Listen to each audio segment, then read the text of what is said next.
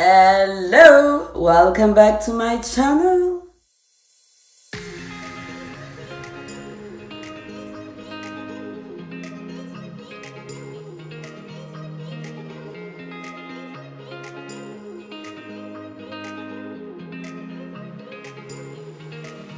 J'espère que tout le monde va bien. Je voulais la tourner déjà la semaine passée, mais il y a tellement eu de nouveaux événements dans la semaine. J'en rajouterai sûrement en montage au fur et à mesure, peut-être avec des voix off, peut-être avec des images.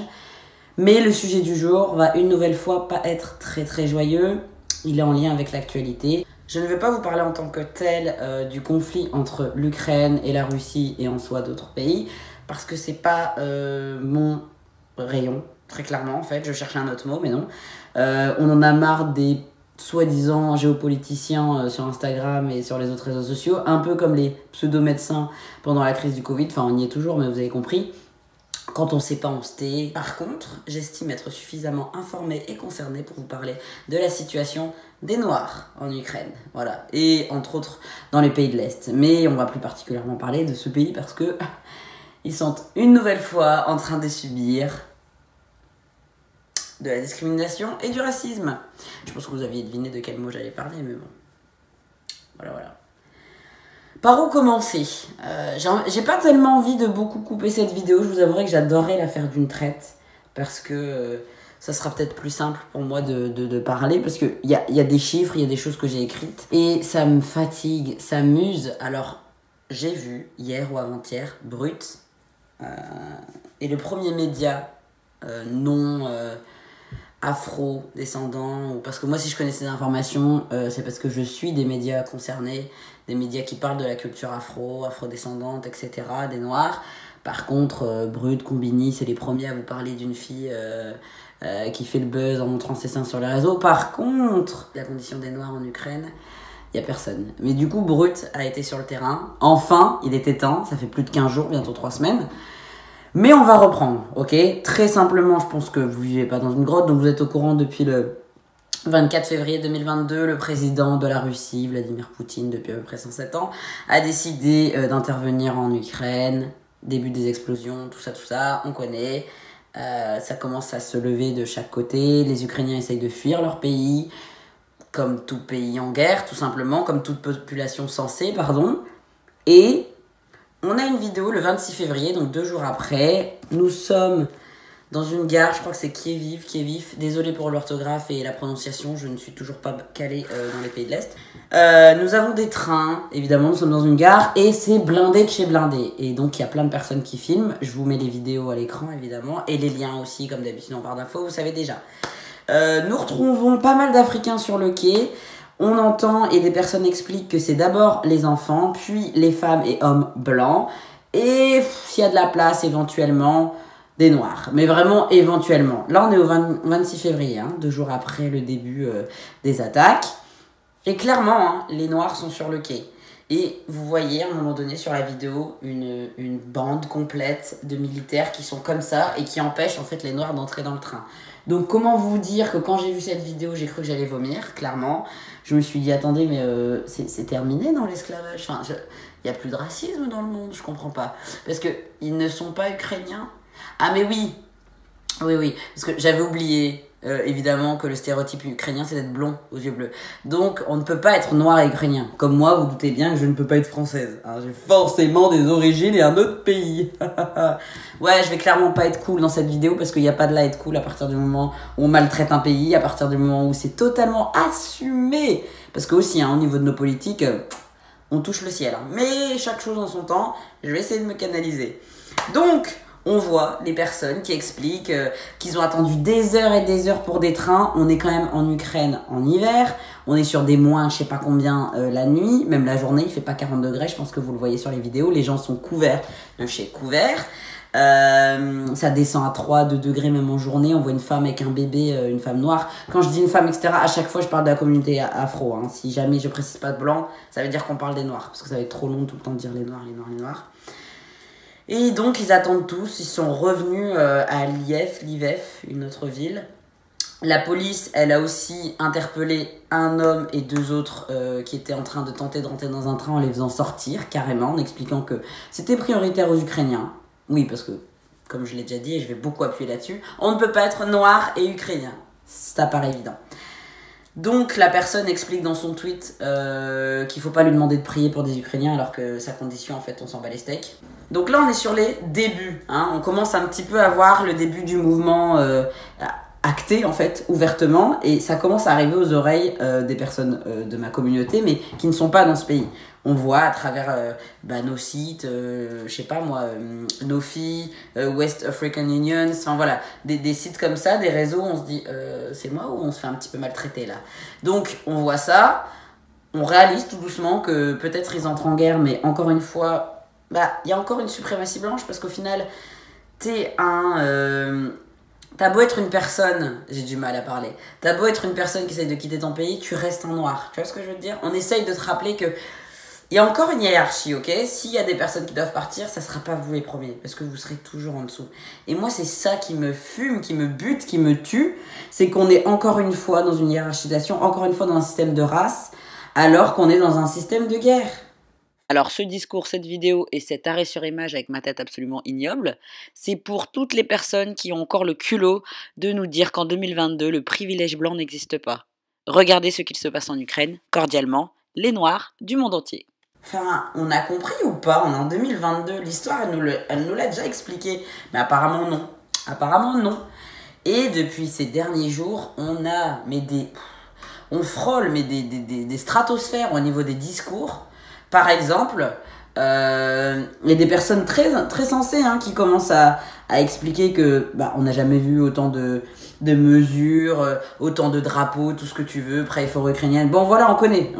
On a l'histoire à chaque pays, à chaque Charlie, à chaque machin. Des gens qui te font des topos sur le fait que l'Ukraine est en Europe. On reprendra le courant géopolitique, l'Ukraine n'est pas en Europe. Et ensuite, en tout cas dans l'Union européenne, ensuite, t'as des personnes qui soutiennent le fait que certains politiques expliquent qu'il faut absolument mettre en place le système d'immigration, qu'il faut leur donner un accès et des transports gratuits pour venir en France, chose qui n'a jamais été faite pour d'autres populations, mais je vais revenir là-dessus. Et certaines personnes ont soulevé des points très intéressants en expliquant que là, on est en train du coup d'accepter que certaines personnes soient immigrées en France. Donc vous connaissez le schéma, l'accès aux droits, etc. On va plus faire de débat sur le fait que j'ai une tête chelou sur mes arrêts sur image, mais c'est pas grave. Là, je voulais juste vous rappeler que dans l'histoire, lorsqu'il y a eu des vagues d'immigration volontaires, provoquées ou utilisées, on va rappeler toute la vague migratoire des pays maghrébins, des pays de l'Est, rappelez-moi comment ils ont terminé. Ah oui, stigmatisés par la population, les politiques parlent d'eux comme des squatteurs, des profiteurs des allocations, donc on va voir le peuple ukrainien dans 30 ans, comment il sera traité. Cordialement. Chose que sur certains peuples, on réprime, on opprime, bref, on trouve ça inacceptable depuis des années. Mais là, encore une fois, pour certaines personnes, on l'accepte. Et moi, c'est là où je n'arrive pas à digérer ça.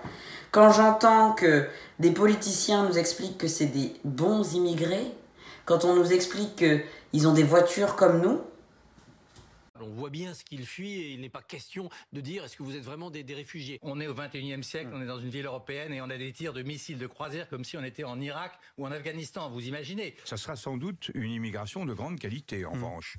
Ce seront des intellectuels. Parce que ce sont des Européens de culture, même si on n'est pas dans l'Union européenne, on est avec une population qui est très proche, très voisine. On ne parle pas là de Syriens qui fuient des bombardements du régime syrien soutenu par Vladimir Poutine. On parle d'Européens qui partent dans leurs voitures qui ressemblent à nos voitures. Il y a une différence entre les Ukrainiens qui, encore une fois, participent de notre espace civilisationnel avec des populations qui appartiennent à d'autres civilisations. On aura une immigration de grande qualité dont on pourra tirer profit. Nous ne sommes pas face à des migrants qui vont passer dans une logique d'immigration. This isn't a place, with all due respect, like Iraq or Afghanistan that has seen conflict raging for decades. This is a relatively civilized, relatively European. Des phrases où je savais pas si je devais pleurer, vomir, m'énerver. C'est-à-dire que on est sur un racisme ordinaire accepté, assumé. On est en train d'expliquer que la vie des Ukrainiens vaut plus que la vie des Syriens ou vaut plus que d'autres populations qui ont tenté d'arriver en Europe parce qu'ils sont blancs, parce que clairement c'est ce qu'on dit, parce qu'ils sont en Europe, je mets des guillemets suivant de quelle Europe on parle, parce que ils ont des voitures comme nous. Mais qu'est-ce que c'est que cette phrase? Est-ce que vous vous rendez compte des inepties qui sont sorties? Enfin, je sais pas, moi je trouve ça... On marche sur la tête, on est en 2022 et on dit ça à la télé, mais librement. On a un petit condensé là des meilleures phrases. Marine s'y est mise, Eric aussi. On commence à parler des accords pour faire entrer les personnes immigrées, alors que jusqu'ici, il faut sortir de l'Europe, l'Union européenne. Et là, hop, on met en place les accords de Genève. Non mais on marche sur la tête. C'est-à-dire qu'en 2022, il est tout à fait normal et assumé d'expliquer qu'un peuple est supérieur à un autre. Il n'y a même pas histoire de « oui, c'est parce qu'ils sont étrangers ». Non, on le dit que eux peuvent venir, mais pas les autres. À quel moment ces gens-là sont censés, à quel moment ces gens ont le droit de vote? Je suis désolée, je peux pas entendre. Je peux entendre qu'on est tous des partis différents. Je parle même pas de politique à proprement dit, parce que je veux pas parler du conflit, des raisons, c'est pas ça. Ce que je suis en train de dire, c'est qu'on assume et on accepte de mettre un peuple complètement en 10e zone sous prétexte qu'ils sont noirs ou sous prétexte qu'ils ne sont pas dans l'Europe à la base. Donc un Espagnol qui voudra migrer, il a le droit. Par contre, quand t'es un Africain, quand t'es un Syrien, non, t'as pas le droit. Un Ukrainien, tu peux par contre.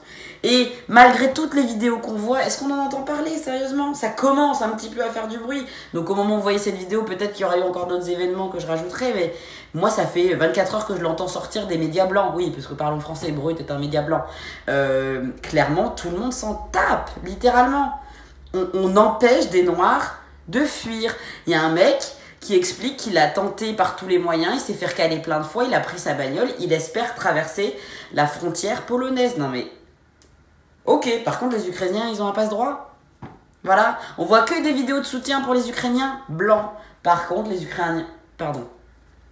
quand on est Ukrainien et noir, non, ça n'existe pas. Et quand on met en valeur le fait qu'on accepte justement des Ukrainiens en France, tout le projet là d'insertion, etc., vous avez des personnes blanches qui commentent « Oui, mais en même temps, quand tu te fais agresser en France, on est d'accord que c'est pas par un Suédois. » Mais je me dis « Mais c'est à ce point-là, genre mon pays est raciste à ce point-là. C'est assumé. » Ouais, une vidéo sur racisme ordinaire arrivera, mais là, je sais même pas si j'ai besoin de la faire. Avec celle-là, je crois que c'est clair, mais...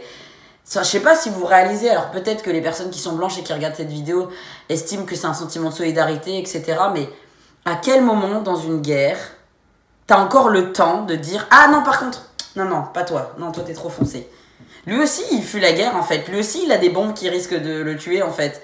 Donc pourquoi lui, il a le droit de rester sur le pays et pas les blancs?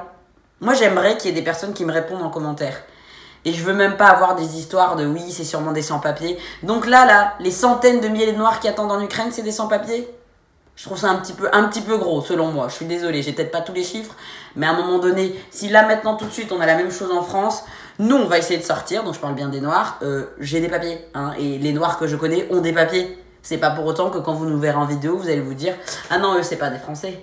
Eux, ils ont pas de papiers. » Enfin, je sais pas si on se rend compte, en fait, à quel point c'est acté, c'est assumé. Et c'est normal, c'est normal. On est solidaire, on est patriotique, mais que envers les Blancs. Je comprends pas comment ces personnes arrivent à se regarder dans le miroir. Enfin, faire complètement la belle personne altruiste qui pense au pays, qui prie pour tout le monde. Clairement, c'est pas en allant dans la rue, les gars, en disant je prie pour l'Ukraine que voilà. Donnez de l'argent si vous voulez, faites quelque chose, mais à quel moment vous priez que pour un type de population?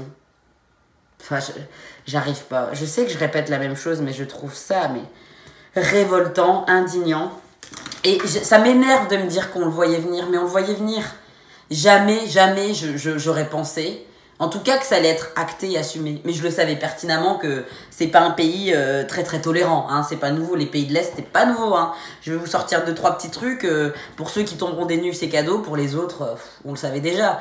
Déjà, en tant que personne racisée, allez dans un pays de l'Est. Vraiment, je vous invite, parce que dans la catégorie pas à sa place, on est bon. Pour ma part, j'étais en Slovaquie.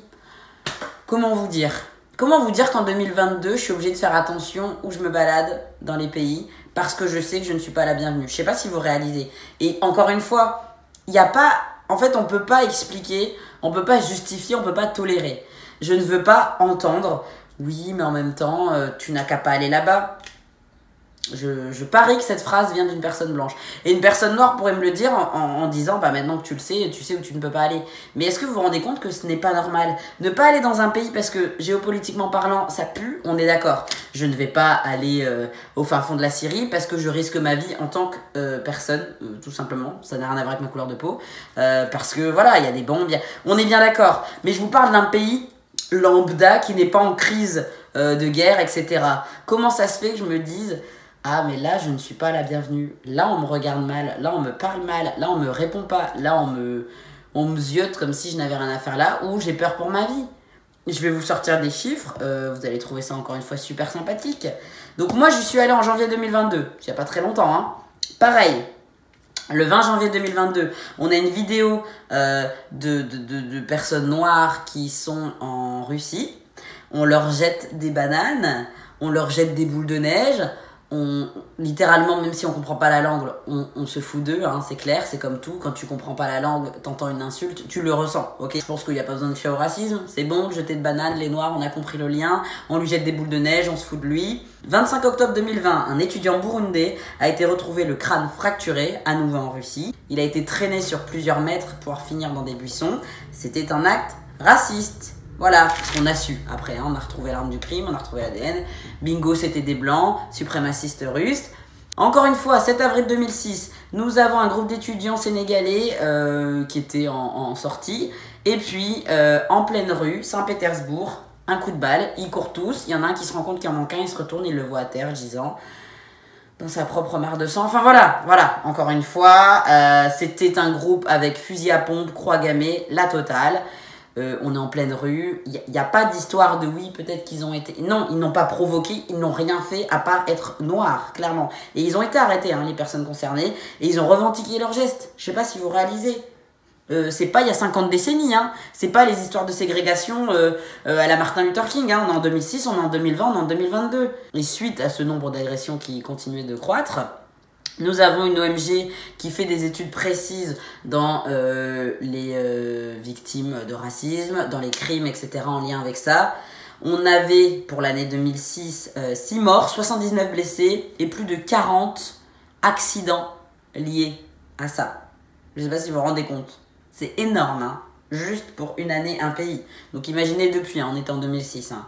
Et moi, ma question, c'est jusqu'où on va aller. C'est-à-dire que un pays qui est en guerre, où la population, elle se saisit de cet événement, elle a besoin de partir, elle essaye de survivre, très clairement.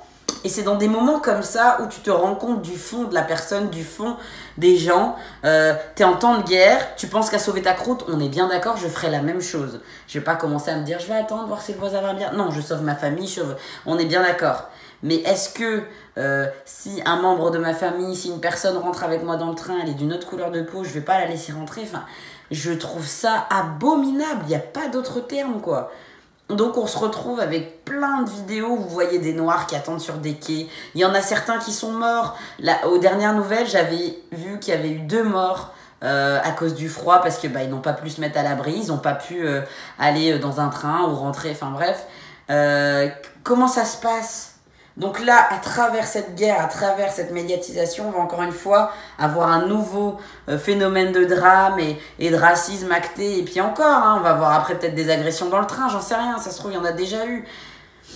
Des personnes qui doivent sûrement se dédouaner et pas vouloir être assises à côté d'une personne de couleur. Enfin, Rosa Parks, quoi. C'était il y a combien d'années ? Enfin, ça me dépasse, ça me sidère. Je trouve ça anormal de faire encore une vidéo sur un sujet pareil en 2022. Que je fasse une vidéo sur ce qui se passe en ce moment, j'aurais pu. Bon, c'est pas mon sujet et de toute façon, j'en aurais pas parlé, mais ça aurait été plus cohérent. Mais là, que je fasse une vidéo pour, à travers cet événement absolument ignoble, relater le racisme acté, ordinaire, intégré, que ça soit de notre politique, parce que c'est dans nos politiques à la télé, c'est dans notre pays et c'est nos politiques à la télé qui expliquent des Syriens, ils valent moins que des Ukrainiens, etc. et des Noirs pareil. Et que c'est aussi dans notre société en 2022 qu'on ait besoin de différencier encore une fois des noirs des blancs. Allez après me dire que c'est une histoire de hasard, que non, c'est parce qu'on interprète mal, non, c'est parce qu'on se victimise. Allez-y, franchement, j'en ai plus rien à faire. Les faits sont là, les chiffres sont là, les vidéos sont là. À un moment donné, il serait temps d'assumer. Il serait temps d'assumer qu'à aucun moment on a décidé d'accepter que des personnes noires puissent cohabiter dans des pays où il y a la majorité de blancs. Et après, vous vous étonnez qu'il y en ait pas qui vivent là-bas. Moi, à chaque fois que je vais dans des pays comme ça ou dans des pays scandinaves, je suis tout le temps la seule. Pour autant, il y a des pays scandinaves où je me suis pas sentie mal accueillie. Vous voyez, j'ai été au Danemark, je me suis pas sentie mal accueillie. Par contre, j'étais la seule. Et je vous avouerai que c'est jamais un moment plaisant parce que tu te sens en infériorité, parce que tu te sens... Naturellement, tu te sens pas en sécurité. Même si je me suis absolument pas sentie menacée au Danemark, j'étais toute seule, quoi, tu vois. On compte. On est là en train de compter avec mon mec.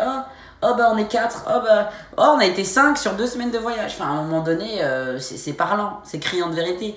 Mais là, est-ce que vous vous rendez compte? C'est-à-dire que déjà, quel quotidien vivaient ces personnes? Et là, que doivent vivre ces personnes? C'est la guerre, quoi. Elles risquent leur vie et on leur fait comprendre qu'elles sont inférieures. Désolée, mais j'ai trop du mal. J'aurais dû prendre de l'eau, j'aurais dû prendre un thé pour me calmer. Et ma deuxième grosse question, c'est également que font les dirigeants des pays africains? Parce que mine de rien, la France, quand il y a quoi que ce soit comme problème, hop, les ressortissants, les expats, vous revenez à la maison, vous rapatriez, nanana. Les pays africains, les gouverneurs, ils sont là. On commence à voir des numéros verts, j'ai vu pour le Nigeria, j'ai vu pour certains pays, souvent anglophones, mais je le sais qu'il y aura des populations qui vont être lésées, je le sais qu'il y en a qui vont malheureusement soit être victimes de je ne sais quoi là-bas, soit mourir de froid, soit mourir dans des conditions de guerre, parce qu'on n'en aura rien eu à cirer. Clairement, un Américain, il se retrouve en Ukraine, ça rapatrie direct, hein, je vous le dis tout de suite. Un Français, pareil, un Anglais, pareil. Mais là, qu'est-ce que font les dirigeants d'Afrique? C'est les personnes qui essayent de trouver des communautés, de trouver des lieux d'abri. Moi, je suis des personnes, du coup, aussi dans l'influence de la communauté afro. Comment ça se fait que c'est des influenceuses qui essayent de faire des cagnottes, qui essayent de visibiliser cet événement et cette cause? Est-ce que c'est pas au gouvernement? Enfin, je trouve ça inadmissible. Enfin, je sais pas si vous réalisez, je sais que peut-être pour vous ça va vous paraître dérisoire et peut-être pour vous c'est une guerre de plus. Mais moi je le suis déjà au courant, évidemment, parce que étant une minorité, je comprends non pas ce qui se passe par exemple en Syrie, parce que je n'ai jamais vécu en guerre et ça doit être atroce et je ne sais pas ce qu'elles vivent ces personnes, mais étant éducatrice et travaillant avec des publics qui fuient la guerre pour le coup, je sais ce que les personnes vivent, de ce qu'elles me racontent et de leur vécu et de ce qu'on travaille ensemble. Et déjà là, je trouve ça tellement insoutenable et d'un courage absolument phénoménal d'être encore en vie et d'être encore là. Mais comment justement, avec toutes ces raisons-là, on peut entendre et justifier par le fait que ça soit de la guerre, par le fait que ça soit des humains qui veulent juste survivre, on le justifie pour des Ukrainiens, mais on n'arrive pas à le justifier pour des personnes afro, pour des personnes syriennes. Parce que, soi-disant, les Syriens, c'est pour le plaisir qu'ils viennent en France. Mais en quelle année t'as envie de partir de chez toi? Je suis désolée, hein, on va remettre l'église au milieu du village. Si on ne peut pas accueillir tout le monde, parce que moi, ces discours, je les entends depuis des années. Oui, les Syriens, ils profitent du système. Oui, les personnes qui viennent de l'Afrique, ils profitent du système. Par contre, les Ukrainiens, on leur tend les mains, on leur tend la porte, on leur ouvre, on leur donne un piédestal avec un billet de 50 pour refaire leur vie. Mais des Syriens, on peut pas entendre qu'ils fuient la guerre. Je comprends pas. Voilà. Comment on peut entendre qu'il y ait des personnes qui veulent survivre et pas d'autres? Comment on peut entendre que des Blancs soient supérieurs à des Noirs? Comment on peut entendre que des Ukrainiens soient supérieurs à d'autres? C'est pour ça que vous ne me verrez pas partager Pray for Ukraine. Si je prie pour l'Ukraine, je prie pour toute l'Ukraine et pour tous les Ukrainiens. Donc vous ne me verrez pas partager des images bouleversantes des militaires blancs qui se séparent de leurs femmes blanches, parce que quand on partage pas pour les Noirs, je vois pas pourquoi je partagerais pour d'autres populations. Je prie pour tout le monde en fait. J'arrive pas à entendre qu'on sépare, encore une fois, qu'on hiérarchise la pauvreté. À quel moment on peut faire des discours en expliquant que oui, mais eux c'est pas pareil, eux ils ont le droit, eux ils fuient la guerre. Mais parce que les Syriens ils fuient quoi en fait? Ils fuient les Playmobil? Ils fuient quoi? Ils fuient le mauvais temps? Sérieusement? Tu crois qu'ils ont envie de tout quitter? Qui a envie de partir de chez soi? Bien sûr que toi demain il y a ça en France, tu pars. Bien sûr que si t'as 1% de chance de survivre, tu le prends. Je suis désolée, c'est l'humanité, c'est normal. Vous croyez que moi demain il y a la guerre ici, moi je vais rester ici? Jamais. Je me barre, j'essaye de survivre et c'est normal, c'est humain. Et les Ukrainiens ont raison, mais tous les Ukrainiens, pas que les Blancs. Et ça Ça, il faut l'entendre, ça, il faut le voir à la télé. J'en ai marre de voir des reportages parlant de trucs attendrissants pour essayer de donner envie, d'aider la population. Par contre, les Noirs, ouellou. Et ça, c'est inadmissible. C'est inadmissible. En plus, sachant tout ce qui se passait déjà dans ces pays-là au niveau de la condition des personnes noires, c'est pour ça que je vous dis, je ne suis absolument pas étonnée, mais que quand bien même l'Ukraine d'elle-même ou les pays de l'Est ne le font pas d'eux-mêmes, pourquoi ça ne vient pas de la France, des pays africains, du gouvernement, enfin, quand bien même ça ne viendrait pas du pays mère, ça devrait venir au moins des autres pays, de se dire, ok, il y a un peuple là qui est en train de crever de faim, qui est en train de mourir de froid, qui est en train d'essayer de survivre, on va l'aider. Je comprends pas. Je suis désolée. Je suis en boucle dans cette vidéo, mais c'est parce que ça me sidère de voir des chiffres pareils. Ça me sidère de voir des vidéos pareilles. Nous les Africains, on n'a pas le droit de traverser.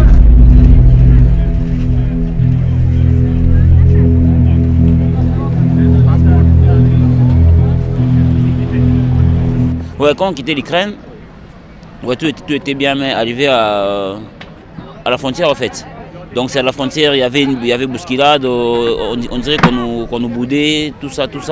On est là exposé dehors, avec le froid qu'il y a ici. On ne nous donne toujours pas où nous abriter au fait. On est exposé avec le froid.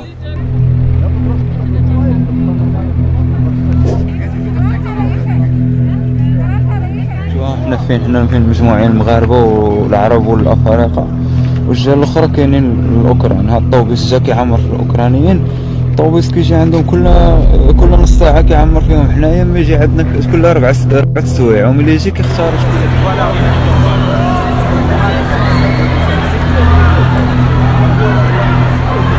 Only women, only women.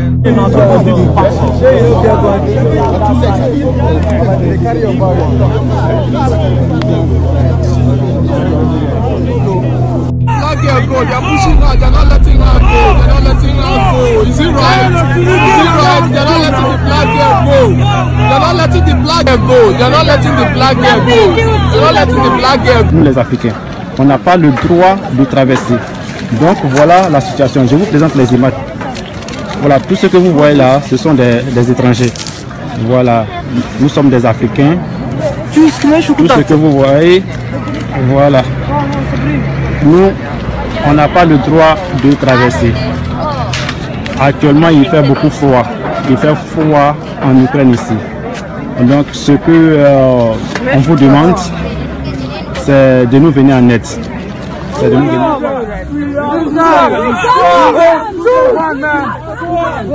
We don't have arms! We don't have arms! We don't have arms! We don't have arms! We are students! We are students! We don't have arms! We are students! We are students!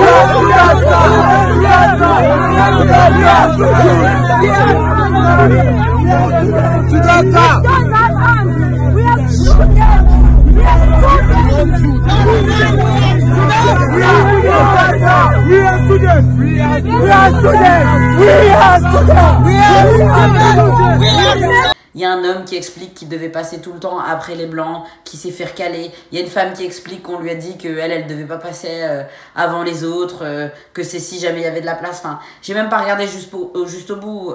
Pardon, j'ai même pas regardé jusqu'au bout, faut que je me calme. Parce que ça m'a soulevé, j'en ai marre de voir ça, j'en ai marre de voir j'en ai marre de voir des noirs tout le temps mis de côté, tout le temps comparés à des personnes inférieures. Mais qui vous a dit que les noirs étaient inférieurs? Purée, ça m'énerve, j'ai pas envie d'être vulgaire, j'ai pas envie de pleurer, mais l'intention est liée en fait. Parce qu'on est en 2022 et j'ai l'impression de regarder des reportages historiques sur la guerre 39-45. J'ai l'impression de regarder des reportages sur le mouvement de la ségrégation, sur les Black Panthers. À un moment donné, quand est-ce qu'on va comprendre que personne n'est supérieur à personne? Voilà, hein. Qu'est-ce que vous voulez que je vous dise de plus? Et je sais que je vais encore voir des reportages, enfin je vais encore voir des vidéos, des témoignages, des tweets, des posts qui vont me donner la gerbe. Quand je vois des militaires qui barrent la route au peuple noir pour rentrer dans des trains. C'est-à-dire qu'on les laisse consciemment mourir. On leur dit, vous, ça sera après, si jamais, si on veut. Et au final, même quand ils rentrent, on les sort des trains. Vous êtes raciste, vous l'actez, vous l'assumez. Notre pays explique en plus que les Ukrainiens blancs, ils peuvent parce que c'est pas les autres, hein, ils sont blancs et puis ils sont en Europe. Hein, donc, franchement, pourquoi encore se soucier du sort des Noirs? C'est toujours les mêmes. Et quand je vais avoir ce discours, je sais pertinemment qu'il y a des Blancs qui vont répondre « Oui, les Noirs vont victimiser tout le temps. » Mais est-ce que toi-même, t'as déjà su ce que c'était d'être opprimé? T'as déjà su ce que c'était d'être une minorité? Est-ce que toi, on t'a déjà fait comprendre que t'étais inférieur à quelqu'un? Est-ce qu'on t'a déjà dit que toi, tu méritais de mourir face à une personne d'une autre ethnie? Je ne crois pas. Quand tu auras ce sentiment d'avoir besoin de survivre et pas de vivre, tu comprendras seulement ce que ces personnes sont en train d'endurer. Sur ce, je vous souhaite de passer malgré tout une belle journée. J'espère que cette vidéo aura pu vous sensibiliser et vous aura éveillé sur le fait que il n'y a pas que les Ukrainiens blancs qui sont en train de fuir la guerre, ok? Et que, évidemment, tous les peuples qui fuient, quelle guerre qu'elle soit, mérite d'être sauvé, d'être écouté, d'avoir de la visibilité. Enfin, vous le savez déjà de toute façon. Si ça vous a intéressé, n'hésitez pas à aimer, à partager, parce que peut-être que à mon échelle, peut-être qu'il y a 50, 30 personnes qui pourront voir ça et les partager pour que tout le monde sache ce qui se passe également pour ce peuple, parce que il y en a marre de mettre les Noirs de côté, très clairement. Et n'hésitez pas à commenter également, toujours avec de la bienveillance. Vous avez le droit de pas être d'accord avec ce que j'ai dit. Clairement, ça venait du fin fond de mon cœur et je pense que je vais très peu couper cette vidéo. En tout cas, même si je bug, etc., ça sera vraiment du flow à 100% lâché, là. Là, les émotions sont un petit peu en train de redescendre. Et puis, je vous souhaite de faire attention à votre prochain, quel qu'il soit, peu importe sa couleur, peu importe son ethnie, parce que si on décide d'être solidaire, c'est envers tout le monde. Sinon, quitte à faire ça, on est solidaire envers personne, selon moi, évidemment. Je vous souhaite de prendre soin de vous, de faire attention à vous, à vos proches. Je vais également essayer de mettre en barre d'infos, si je trouve des liens de cagnottes, d'articles également, qui sensibilisent sur tout le sujet. Parce que tout ce qu'on peut faire, ne serait-ce que de la visibilité, 1 euro, tout est à prendre, vous le savez. Même des dons, des collectes de vêtements. Comme dans tout principe de solidarité, chaque geste peut compter. Je vous fais plein de gros bisous. Je vous dis à dimanche prochain. Mouah.